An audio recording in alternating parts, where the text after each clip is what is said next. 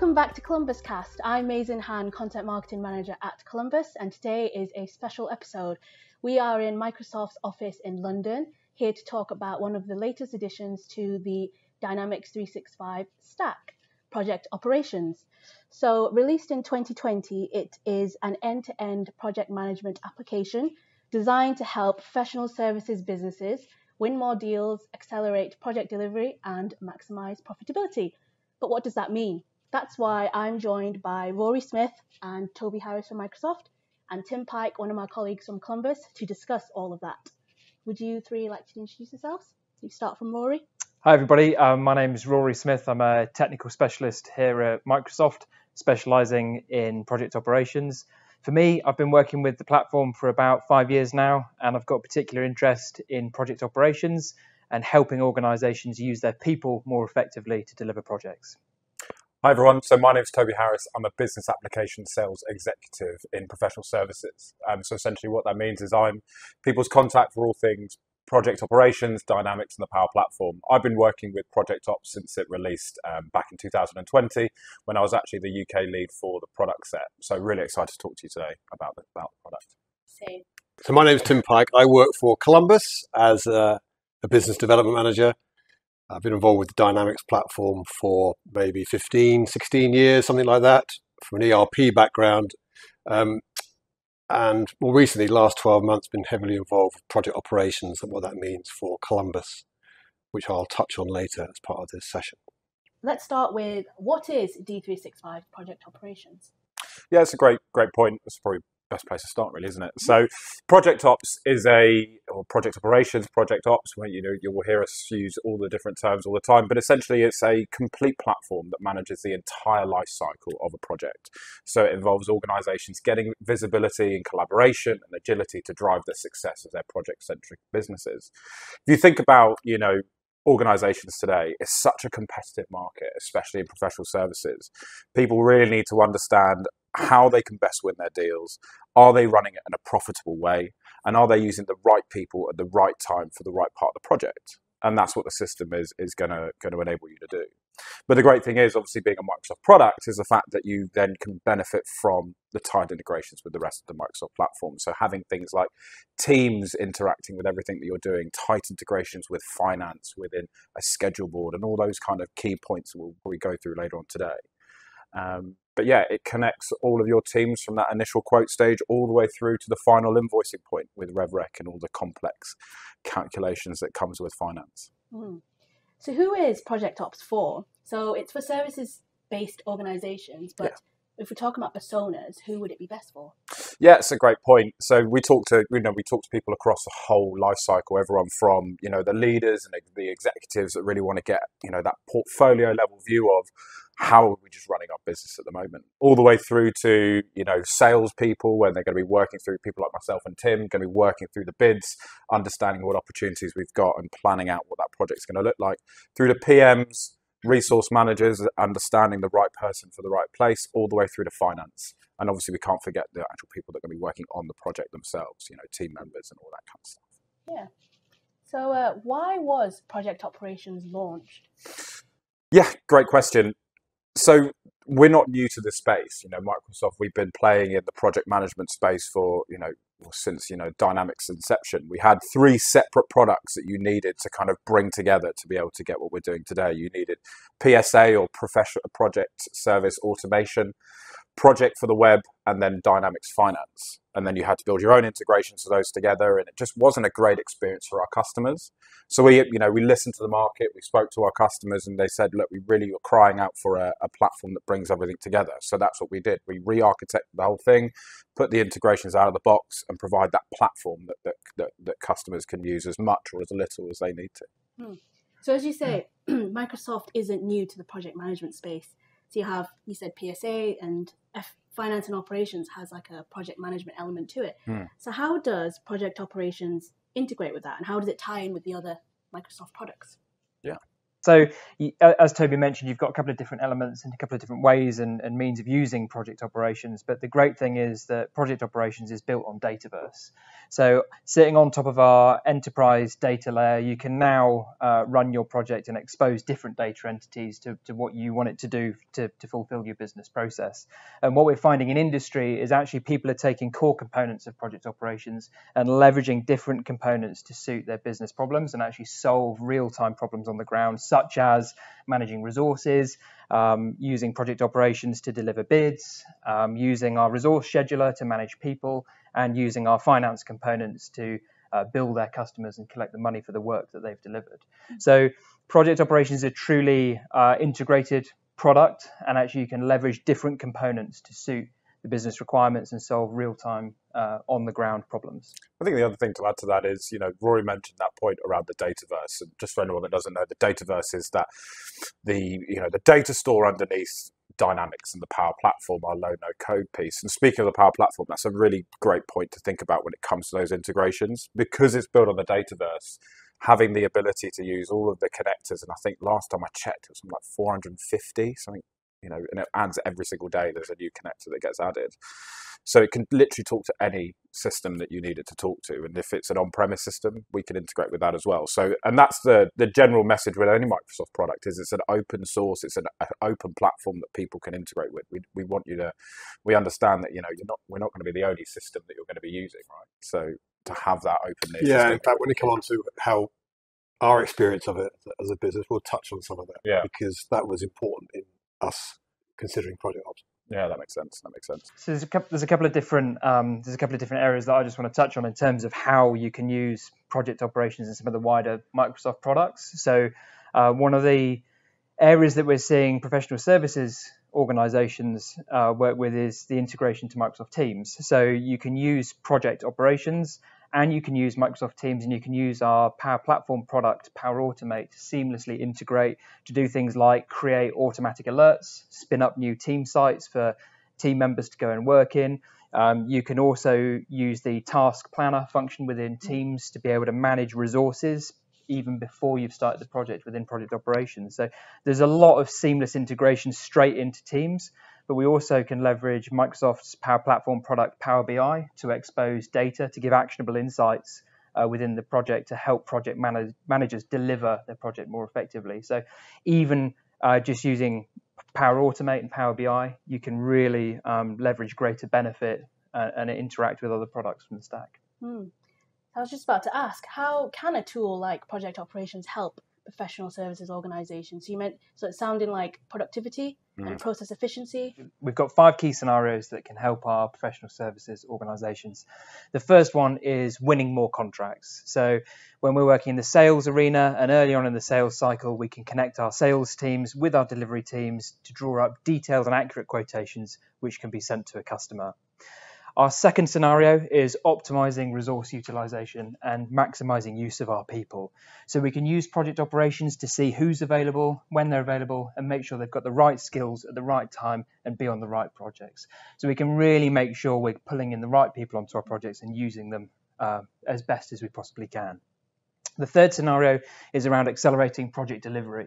So we can use the features and functionality within project operations to draw up an accurate project plan with line items, resources, and people, and design our projects to be delivered in the most effective way to suit our customer needs.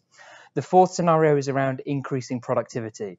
And the great thing with project operations is that you can seamlessly link and integrate with other aspects of the Microsoft stack. So we can integrate with Microsoft Teams using Power Automate. We can integrate with Power BI to give us actionable insights. So project operations is great on its own, but it's better when it's connected to other aspects of the Microsoft stack. Just want to pick up on some of the things you were talking about there. And I think one of the interesting ones is around that bid management piece, the opportunity management at the start. I mean, Tim, you will have seen this in your line of work. How many times do sales say it's going to be this, and then what actually gets implemented is very different? Hardly ever. Hardly ever. No. Well, let's imagine it's a little bit more.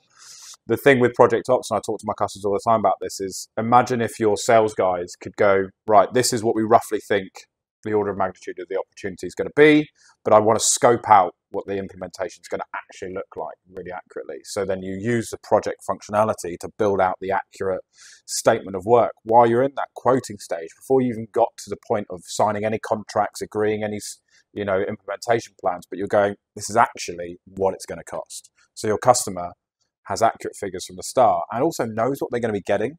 Because, I mean, I've spoken to so many customers that have gone, we thought it was going to be this, we've implemented something completely different, and, sales and delivery just aren't talking to us. Yeah, and that's, the way we've implemented it, that's one of the challenges we had, okay, which is how to smooth that process between the sort of bid management process and the actual delivery. Yeah.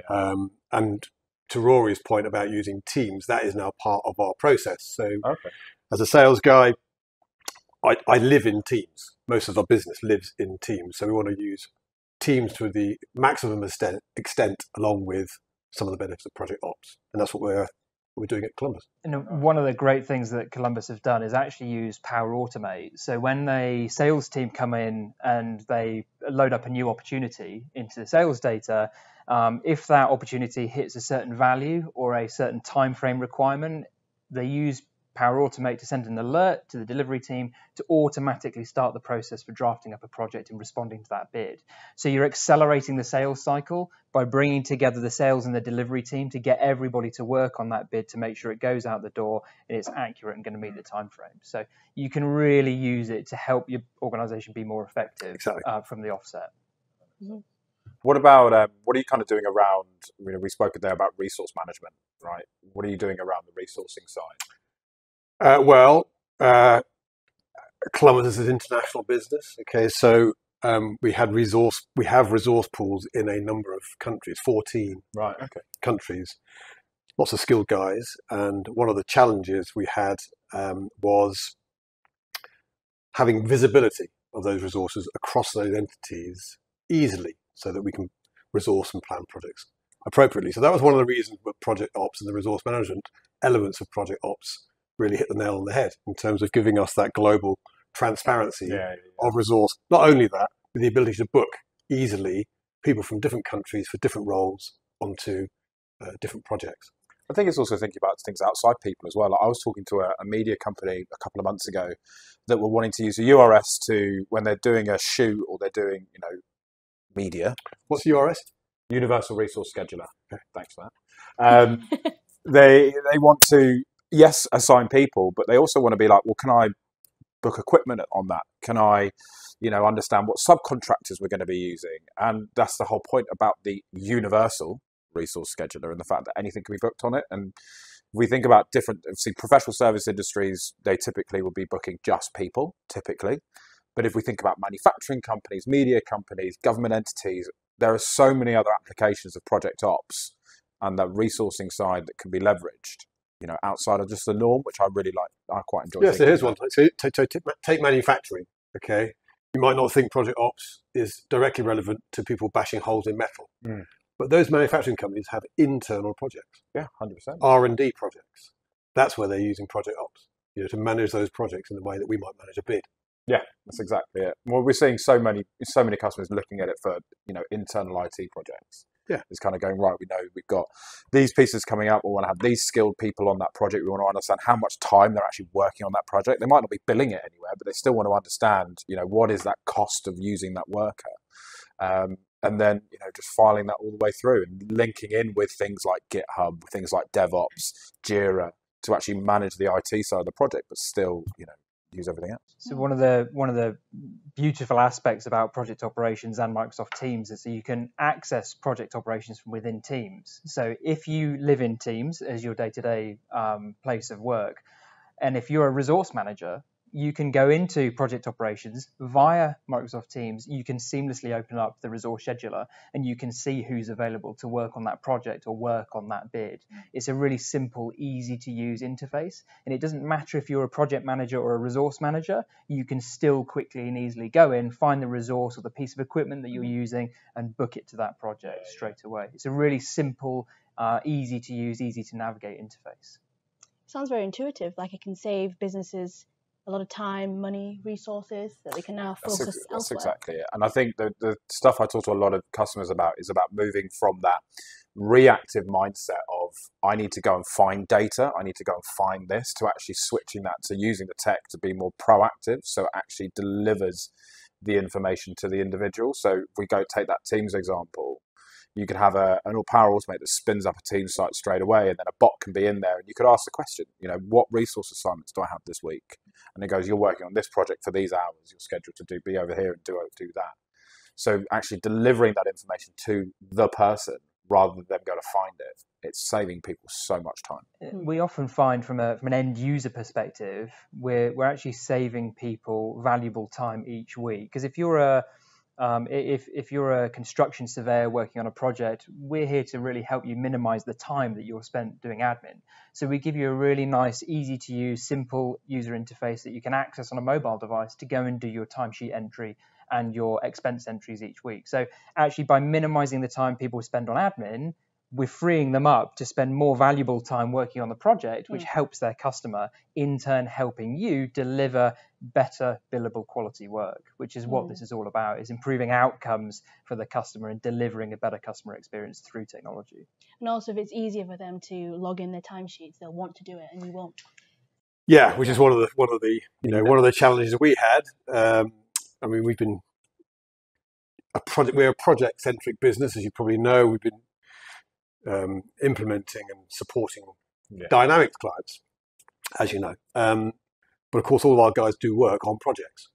That naturally means timesheet entry. No one likes doing timesheet. No one likes that. No, I have to do timesheet entry. So let's not pretend we all like to do timesheet entry, because we probably don't. But old processes were such that we had different ways of doing that, which just caused a bit of friction. So with our implementation of Project Ops, we've sped that up. We've made it much simpler, cleaner, faster. So not only does it help you and I enter our timesheets, but it means the information going to finance for billing is quicker. It means information going to clients in terms of the invoice they get is more accurate, or is accurate. It's getting it right first time. That's a big benefit. So some of the challenges we see in the professional services industry is that our customers want to start using the product really quickly, and they want to start getting value out of the solution straight away. And I know at Columbus, you were able to put the product in quickly and start using it. Yeah. So, who loves a 2-year ERP rollout? No one loves that, right? So one of the things we were looking for from our assessment of our challenges was how quickly we could deploy Project Ops, but also the functional fit. Okay, because we've been in business 20 odd years as a projects business, so we weren't starting from scratch. So we looked at Project Ops with the mindset of let's take out of the box functionality wherever we can to speed deployment. Let's use the Microsoft technologies that we are familiar with. We run Dynamics Finance, for example. Let's see how best we can deploy Project Ops. So we formed a working party. We looked at Project Ops against our functional requirements. And at the time we looked at it, it was about 78%, I think it was, the figures came out, fit against our requirements. Wow. But then working with Microsoft and understanding more about the roadmap and see what the short-term functional drops were going to be, that actually rose to near a 90% out of the box, which became a bit of a no-brainer because we could take out-of-the-box functionality for Project Ops, drop it in to our Dynamics landscape and get early time to value. So we were up and running with Dynamics Ops within a few weeks, okay? And in terms of user training, minimal, okay? So I think I had maybe 20 minutes on learning. But you're a Dynamics expert. Yeah, well, quite. But in terms of the way that bid management entered the process from my role within Columbus, 20 minutes. And how many countries? I mean, you rolled out multi-country, right? Yeah, so we started in the UK. We did a core build and rollout because we're an international organisation. We started in the UK, went live in March 21 this year. And now we're live in 8 of our countries. Wow.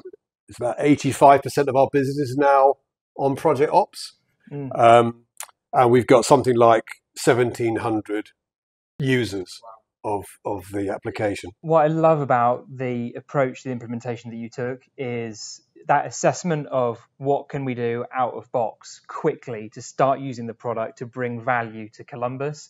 And you took a lot of those standard out of box processes and said, okay, well, we'll start using this one, and this one. And almost in the space of a few weeks, you were able to start using the solution to manage your product. Yeah, and let's be real, okay? There were some challenges in taking out of the box. The mantra was out of the box, because out of the box makes sense in so many ways. Adopt and adapt, right? Yeah. But let's not pretend that there were some challenges, because people were old ways of working, and we won't have to go through that sort of cultural change as part of the technology change. But we got there, and we are using out-of-the-box processes in Project Ops. Nice. Well, I guess kind of leading on from that is, where are we taking the product?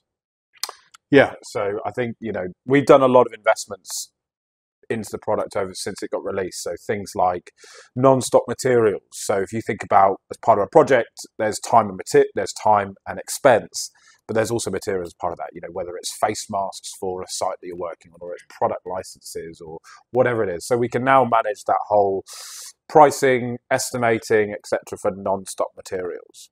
The next thing that came out of that was this thing called integrated task billing, which essentially means you might have one project, but there might be two different billing methods in it. So you might have the first piece being time and material, fixed price, for example, as part of the implementation, and then the end of support is going to be time and material, right? So we can now have both those billing methods in the product. But some of the big things that we're going to be bringing out, the first one is subcontracting. And I'm really, this is going to have a massive implication for professional services organizations all over the spectrum, where the sales guy can raise that subcontract in the system. That can get sent over to finance to manage all of the piece automatically. And then a portal gets updated that the actual subcontractors can bid for the work, and they can then input their timesheets, upload all of that into their own portal, and it automatically flows through the system. Plus, those subcontractors will appear on the Universal Resource Scheduler. So in the same view of seeing your internal resources, equipment, rooms, you've then also got subcontractors at that biddable rate. And you can then actually go, well, this person is a bit cheaper than that person, but there's a skills gap of this. So you can make the right decision of, are you going to go external or internal? And that is just fantastic for any organization delivering a project, because we're realists, right? We know that any project that you're delivering on the ground is going to take some element of subcontracting and passing some work out to maybe a specialist provider or a specialist contractor. So those subcontracting features will really revolutionize how people are able to deliver their projects on the ground. So subcontracting is on its way out. It's on its way out. The first piece is dropping in. When you say on its way out, you mean on its way in? Yeah, it's coming to the product. So subcontracting is on its way in already. It's coming to the product as part of the next wave of releases. It's coming out between October and March, and then phase 2 is then coming out, in 2022. So, we do phase it out. The next big thing that's going to be really important is we're doing some more advanced project planning capabilities. So whilst customers can take the software, extend it, and add functionality around risk management, change management, we've listened to the market and we're releasing some of that stuff out of the box as well, which I know a lot of people have been calling out for. But the other thing is, customers are on PSA, the old legacy solution. Customers are on PMA. So instead of having to re-implement it and add in a load of time to a program, we're going to be releasing an upgrade path. So PSA upgrade path is coming up first, which is going to be horrendously powerful for thousands of customers worldwide. And then the big one of PMA is going to be coming out a little bit down the line. And just explain PMA. So PMA is project management accounting functionality that has been in finance and the finance system for years and years and years. Okay, so project accounting. Project accounting, yeah. But crucially, and we'll probably come to this in a moment, Project Ops, well, we'll come to it now. Project Ops can be deployed in 3 different ways. You've got phase 1, which is just using the front end capabilities. Yep. So that's everything from bid management through to raising a pro forma invoice, including things like resource scheduling, time and expense entry. So that means that we could deploy Project Ops in organizations that don't have necessarily the other elements of Dynamics. Correct. So that's exactly it. It then integrates with any finance system. Right. Which is, a great, because putting in a new project management tool and a new finance system would be a lot to manage. Right. This is even if they don't have any Microsoft. software. They literally could just have that if you wanted to. Then our second deployment type is the one that we're hoping most customers go down, which is going to be the full end-to-end that we've spoken about this whole time. Yep. But crucially, it has that out-of-the-box integration between the front and the back end. And then finally is the PMA only route, the project management accounting, and this is specifically designed for organizations that have a stocked material need. So if you're a manufacturing company, a construction firm, that you're holding inventory for a project that you're having to then consume as part of a project, you need the PMA functionality. Now, we are going to be bringing that stocked element to the product, but it's one of these things, we want to walk before we can run, right? Let's get the first things right. There's a lot of customers who've got very rich functionality in PMA. And then once it's released, we'll then open up the migration or the upgrade path that makes it very easy to then open up the rest of the functionality. But from a customer's perspective, it doesn't actually matter which of the deployment types they have. Microsoft and Columbus will work with the customer to say, well, these are the things that you're trying to achieve. These are the features and functions that you need, and we'll bring together the bits of the solution that you need to give you something seamless. Yes, exactly. Columbus customers don't really need to worry about the different deployment types and what's available. We'll work with Columbus and you as a customer to work out what you need to design you a solution that really delivers the benefit. Well, that's exactly it. Every single customer is different. So, lifting off the shelf stuff is great, but we'll tailor it and we'll make it specific for you guys. So we've been talking a lot about the roadmap. What does the future hold for project operations? Yeah, it's a great point. I think there's two kind of main things I want to talk about. One is this idea of platform that we've spoken about quite a lot. And I think if you think about an employee or a project member, whatever system is being used in the business, they shouldn't really care anymore, because the interaction point, as we've spoken about so much today, is around teams. So where I kind of see Project Ops going is actually almost delivering information to people wherever they are, right? So whether it's through Teams, through a Power App, through alerts, through Outlook, whatever it's going to be, it's having that ability to work with the data and move things forward as it goes. So you don't have to go into project operations to move a project from this stage to that stage. You don't have to go into project operations to do your timesheet. Your timesheet should just be created for you based on your resource assignments and things like that. The other side of the coin is, the word that every tech company is using at the moment, AI. Right, we've got insights programs across our entire stack: sales insights, marketing insights, finance insights. Yesterday, we just announced supply chain insights, and then one of the other things that's going to come down the line, over the next couple of 12 months or so, will be project insights. So we'll be providing more artificial intelligence to the platform. So kind of going, you've done this project last time, this is how you can structure this future project to look. We're going to look at that from a team perspective as well, to go, based on your resource requirements, what you need to do and the skills matrix and all that kind of stuff, here's our recommendations of people that are available and have done the similar work in the past, or you should look at these subcontractors and all that kind of stuff. We're going to also think about it in the course of bid management with quotation. So you're kind of doing some more quotation and proposal insights, going, well, actually, if you structure it this way, you're going to see a better margin, more return on investment. And then finally, when we think about subcontracting and vendor management and all that kind of stuff, we're going to be linking in with some of the stuff we do in finance with vendor insights and vendor recommendations to go, based on what you need to happen from third parties, here's what's available. So I think, it's the whole AI piece, but then also it's how are people interacting with the data, because people don't want to go into systems anymore. I think the AI piece is interesting because we're already starting to look at the projects that we do as a business and measure those in terms of the degree of success. What are the most profitable projects, and then using that. I know Microsoft like talking about this digital feedback loop. So taking the information we get from projects that we've completed and putting that back to the start of the process and say, well, for a new opportunity, does this project have the right characteristics that ultimately would deliver a highly profitable product for Columbus? And having the data to support that within Project Ops is key. Well, that's exactly it. I mean, data is key for everything. And that's, again, the great point with Project Ops, because it's in the Dataverse, because the Dataverse is built on Azure, you then have the ability to access that bleeding edge tech, which is something that I've not seen from any other vendor, is just the sheer ease to consume AI. Mm-hmm. And it's all because we're built on Azure, and it's all just there from the ground up, and it's built into the core of the platform. Fundamentally, though, the underlying point is that we're here to help our customers serve their customers better through their project experience. So all of these wonderful things that are coming down the pipeline that will feed into the solution, release into the solution in months and years to come, are all designed to help serve our customers better, and for them to deliver a better quality experience when they're delivering their projects, whether that be from a people perspective, finance and billing. Ultimately, this is about improving the project lifecycle to give better customer experiences. And the rate of innovation this stuff is coming out is just mind-boggling. If you look at the rest of Microsoft Dynamics platform, the rate of innovation is pretty high anyway. But with Project Ops, you actually have 3 product development teams. You've got the project operations development team, you've got the finance development team, and you also have the project for the web development team. So this is the other thing. I'm not sure everyone's aware, but obviously project for the web is available standalone, as you know.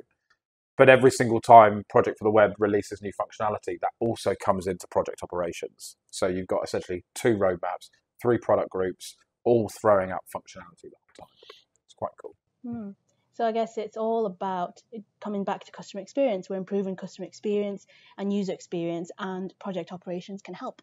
It's a completely seamless experience. And for our customers, it shouldn't matter which component of the solution you're using. It shouldn't matter which part project operations it is or finance it is. What matters is the end users have a seamless experience to deliver better projects. We want our customers to be using their people to deliver good quality projects for their customers.